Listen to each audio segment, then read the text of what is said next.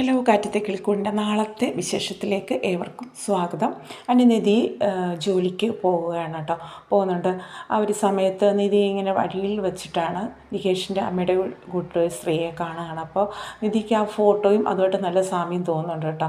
അപ്പോൾ ഇത് കണ്ട് വീട്ടിൽ വന്ന് അച്ഛനടുത്ത് ചോദിക്കുകയാണ്. ആ ഒരു സമയത്ത് അദ്ദേഹം ഒഴിഞ്ഞു മാറുമ്പോൾ കളത്തിലും പറയുന്നുണ്ട് തോന്നുന്നു. അപ്പോൾ നിധിക്ക് മനസ്സിലാവുകയാണ് ഈ നികേഷിൻ്റെ അമ്മ ഇവിടെ തിരുവനന്തപുരം സിറ്റിയിൽ അതെവിടെയോ അവർ താമസിക്കുന്നുണ്ട്. പക്ഷേ അതിനെക്കുറിച്ചിട്ട് നികേഷിൻ്റെ അച്ഛനടുത്ത് ചോദിച്ചിട്ട് അദ്ദേഹം അതിന് മറുപടി കൊടുക്കുന്നില്ല, വഴുതി പോവുകയാണ്. അപ്പോൾ എന്തൊക്കെ ഒളിക്കുന്നു. അപ്പോൾ ഇത് കണ്ടുപിടിക്കും എന്ന് തന്നെ ഒരു വാശി തന്നെയാണ് നിധി. അദ്ദേഹത്തിന് മനസ്സിൽ തോന്നുന്നുണ്ട് ഇവൾ കണ്ടുപിടിക്കുമോ എന്ന്. അതുപോലെ തന്നെ നിധി ഓഫീസിൽ പോകുന്ന സമയത്ത് അവിടെ അതിലൊരു മാനേജർ ഒരു പരിക്കനായിട്ട് പെരുമാറുന്ന ആളാണ്.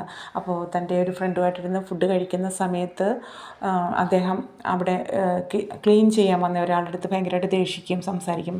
അയാളുടെ കയ്യിൽ തെറ്റി കുറച്ച് ഫുഡൊക്കെ അദ്ദേഹത്തിൻ്റെ മേത്ത് വീഴുന്നുണ്ട്. അപ്പോൾ ഈ സമയത്ത് തന്നെ നിധിയെ ഫോൺ ചെയ്യുകയാണ് സുധീഷ്. അപ്പോൾ സുധീഷ് കേൾക്കുന്നുണ്ട് ഈ ഒരു സംസാരം. അപ്പോൾ സുധീഷ് കരുതുന്നത് തന്നോട് സംസാരിച്ച് ആ സമയത്ത് കേൾക്കുവാണല്ലോ. അപ്പോൾ നിധിയാണ് ഇദ്ദേഹം വഴക്ക് പറയുന്നത് കേട്ടിട്ട് പെട്ടെന്ന് ഫോൺ കട്ട് ചെയ്യുന്നുണ്ട്. നിധിയും ഫോൺ കട്ട് ചെയ്യുകയാണ്. ആ ഒരു സമയത്ത് സുധീഷ് കരുതി നിധിയെയാണ് പറയുന്നത് കരുതിയിട്ട് സുധീഷ് പെട്ടെന്ന് തന്നെ അവിടേക്ക് വരികയാണ്. വന്ന് ആ ഒരു സെക്യൂരിറ്റി അടുത്ത് പറയുന്നത് നിധിയുടെ ഹസ്ബൻഡാണെന്നൊക്കെ പറഞ്ഞപ്പോൾ അവർ കയറ്റി വിടുകയാണ്. അകത്ത് വന്ന് വളരെ മോശമായിട്ടും ആ ഒരു സാഹചര്യത്തിൽ അവിടെ സംസാരിക്കുകയാണ് കേട്ടോ. ഉച്ചത്തിലൊക്കെ സംസാരിക്കുന്നുണ്ട്. അവിടെ ഉള്ളവരെല്ലാം കേൾക്കുകയൊക്കെ ചെയ്യുന്നുണ്ട്. അങ്ങനെ മാനേജർ വന്ന് ചോദിക്കുന്നുണ്ട്, ഇവിടെ എന്തെങ്കിലും പ്രശ്നമുള്ളപ്പോൾ ഇങ്ങനെയാണോ കുട്ടി? വീട്ടിൽ നിന്ന് ആളിനെ വിളിച്ചു ചേർത്തി കൊച്ചു സ്കൂൾ കുട്ടികളുടെ കൂട്ടം അങ്ങനെയൊക്കെയാണോ പെരുമാറി എന്നൊക്കെ പറഞ്ഞിട്ട് അദ്ദേഹം വളരെ ഇതായിട്ട് സംസാരിക്കുന്ന അവസാനം അതിനെയൊക്കെ പറഞ്ഞ് സോൾവ് ആക്കുകയാണ് കേട്ടോ ഒരുവിധം പരുവത്തിൽ നിധി. അങ്ങനെ നിധി വീട്ടിൽ വന്ന് ഭയങ്കര സങ്കടത്തോടെയാണ് വരുന്നത്. അപ്പോൾ സുധീഷ് ഇതൊന്നും മനസ്സിൽ ആയിട്ടില്ല. സുധീഷ് വളരെ ഷോ കാണിച്ചിട്ട് വന്ന് ചോദിക്കുന്നുണ്ട് എൻ്റെ പെരുമാറ്റം എങ്ങനെ ഉണ്ടായിരുന്നു എന്നൊക്കെ ചോദിക്കണം. ഇത് സമയത്താണ് ഭാഷും ഹരീഷും ഒക്കെ വഴക്ക് പറയുന്നത് സുധീഷിനെ. അല്ലെങ്കിൽ നിനക്ക് നല്ല രീതിയിൽ പെരുമാറാൻ അറിയില്ല, എവിടെ എങ്ങനെ പെരുമാറണം എന്നറിയില്ല എന്നൊക്കെ ഹരീഷ് പറയുന്നു. അപ്പോഴാണ് സുധീഷിനും തൻ്റെ തെറ്റ് മനസ്സിലാവുന്നത്. നിധി ഭയങ്കര സങ്കടപ്പെട്ടൊക്കെ ഇരിക്കുകയായിരുന്നു കേട്ടോ. അങ്ങനെ എല്ലാവരും പറയുമ്പോൾ സുധീഷിന് ഭയങ്കര വിഷമമൊക്കെ ആവുന്നുണ്ട്. പിന്നീട് അതുപോലെ തന്നെ സുധീഷ് കുറച്ച് ക്യാഷൊക്കെ എടുത്ത് അതിന് മുമ്പേ സുഭാഷിൻ്റെ കയ്യിൽ ഏൽപ്പിക്കുന്നുണ്ടായിരുന്നു. അപ്പോൾ ഇനി ഇവിടെ ഒരു ബാത്റൂം കെട്ടുന്നതിനിട്ട്, അപ്പോൾ നിധിക്ക് അവിടെ ബാത്റൂം ഒന്നും ശരിയായിട്ട് ഇല്ലായിരുന്നല്ലോ. അപ്പോൾ പുതിയൊരു ബാത്റൂം കെട്ടുന്നതിൻ്റെ 12,000 രൂപ സുഭാഷിനെ ഏൽപ്പിക്കുന്നുണ്ടായിരുന്നു. അതുപോലെ തന്നെ കുറച്ച് പൈസ ഷെൽഫിൽ വെച്ചിട്ടുണ്ട് അങ്ങനെയും പറഞ്ഞിട്ടുണ്ട്. ബാക്കി എന്തൊക്കെയോ കാര്യങ്ങൾ സുധീഷിന് ചെയ്യാനുണ്ട്. അപ്പം അങ്ങനെ കുറച്ച് പൈസയൊക്കെ കരുതിയിട്ടുണ്ട്. അപ്പോൾ സുഭാഷ് ചോദിക്കുന്നുണ്ട് നിൻ്റെ കയ്യിൽ ഇത്രയും പൈസ ഉണ്ടെന്നൊക്കെ ചോദിക്കണം. ഉണ്ടെന്നൊക്കെ പറയുകയാണ്. അങ്ങനെ ഭയങ്കര സന്തോഷത്തിൽ ആ ഒരു കാശൊക്കെ നേരത്തെ അതിനുശേഷമാണ് ഈ ഒരു വിഷയമൊക്കെ ഉണ്ടായത്. പിന്നീട് അന്ന് ഇതുപോലെ ഈ ഒരു വിഷമത്തിൽ സുധീഷ് വീട്ടിൽ നിന്ന് ഇറങ്ങിപ്പോവുകയും രാത്രിയിൽ തനിക്ക് എന്തോ ഒരു ഓട്ടം ഉണ്ടെന്ന് കള്ളം പറഞ്ഞിട്ട് വണ്ടി ഒരു സൈഡിൽ ഒതുക്കിയിട്ടിട്ട് അവിടെ കിടന്നുറങ്ങുമായിരുന്നു. അപ്പോൾ രാത്രി സുധീഷ് തിരിച്ചു വരാത്തപ്പോൾ നിധിക്ക് ഭയങ്കര വിഷമമാവുന്നുണ്ട്. അപ്പോൾ നിധി അങ്ങനെ കാത്തിരിക്കുകയാണ് സുധീഷ് വരാത്തതിന് എന്തെങ്കിലും പ്രശ്നം ഉണ്ടായിട്ടാവുമോ. അങ്ങനെ നിധി നേരിട്ട് സുധീഷിനെ വിളിച്ചിട്ട് പറഞ്ഞു എന്താ അങ്ങനെ പെട്ടെന്ന് വരാനായിട്ട് വീട്ടിലേക്ക് വരണം, അങ്ങനെ വരാതിരിക്കുമെന്ന് പറയും.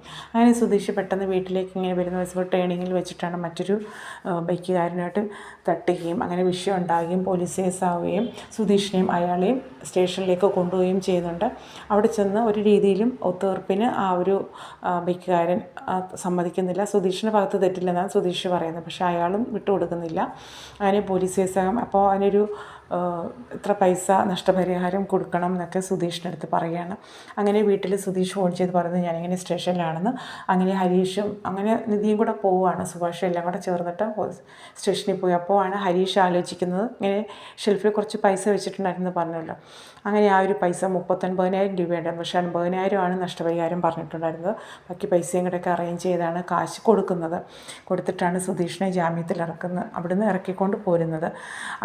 അതുപോലെ തന്നെ നിധിയുടെ ബർത്ത്ഡേ ആണെന്ന് പറഞ്ഞിട്ട് നിധിക്കൊരു ഗിഫ്റ്റ് കൊടുക്കാനായിട്ട് നേരത്തെ തന്നെ സുധീഷ് ഹരീഷിനോട് പറഞ്ഞിരുന്ന ഒരു സ്കൂട്ടി വാങ്ങുന്ന കാര്യം. അപ്പോൾ റെഡി ക്യാഷിന് പുതിയ 1,00,000 മേലെയാവുമെന്ന് ഉറപ്പ് അങ്ങനെ സെക്കൻഡ് സ്കൂട്ടി വാങ്ങാമെന്ന് പറഞ്ഞിട്ടുണ്ടായിരുന്നു.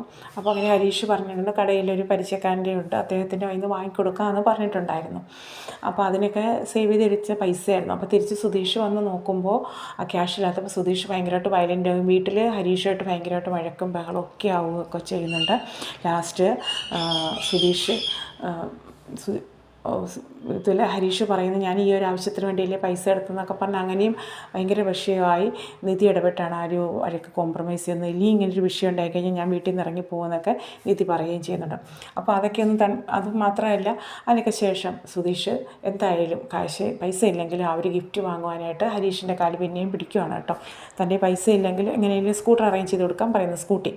അങ്ങനെ സമ്മതിച്ച് 10,000 രൂപ അഡ്വാൻസും കൊടുത്ത് ആ ഒരു സ്കൂട്ടിയുമായിട്ട് സുധീഷ് അങ്ങനെ ഗിഫ്റ്റായിട്ട് കൊടുക്കാനായിട്ട് വീട്ടിലേക്ക് വരുന്ന സമയത്താണ് ആ ഒരു സത്യം പുറത്ത് വരുന്നത്. നിധിക്ക് സത്യം പറഞ്ഞാൽ 2 വീലർ ഓടിക്കാൻ അറിയത്തില്ല. അപ്പോൾ സുധീഷ് കരുതിയിരുന്ന ഇത്രയും വലിയ വീട്ടിലെ ഒരു കുട്ടിയൊക്കെ ആയതുകൊണ്ട് നിധിക്ക് ആ വണ്ടി ഓടിക്കാൻ അറിയാവുന്നതാണ്. പക്ഷേ അവിടെ കൊണ്ടുവരുമ്പോൾ അന്ന് സമയത്താണ് അറിയുന്നത് നിധിക്ക് വണ്ടി ഓടിക്കാൻ അറിയില്ല എന്ന്. അപ്പോൾ അങ്ങനെ സുധീഷും ഹരീഷും സുഭാഷും ഹരീഷും എല്ലാം കൂടിയിട്ട് സുധീഷിനെ കളിയാക്കുകയാണ് നികേഷും എല്ലാം കൂടി. അപ്പോൾ അങ്ങനെയൊക്കെയുള്ള ഒരു തമാശയും ടെൻഷനും ഒക്കെ നിറഞ്ഞ രംഗങ്ങളാണ് നാളത്തെ എപ്പിസോഡിൽ നമുക്ക് കാണുവാനായിട്ട് കഴിയുന്നത്.